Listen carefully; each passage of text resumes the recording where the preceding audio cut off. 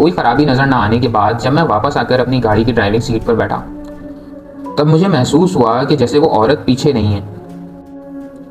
मैंने फौरन पीछे घूमकर देखा, वो औरत पैसेंजर सीट पर मौजूद नहीं थी।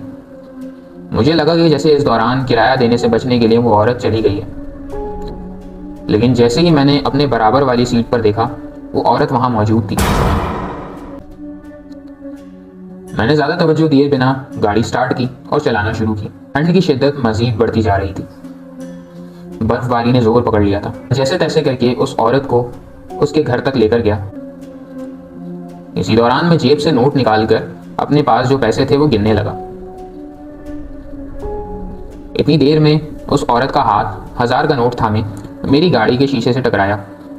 मैंने शीशा नीचे करके जैसे ही उस औरत से 1000 का नोट लिया, मेरे पैरों तले जमीन निकल गई।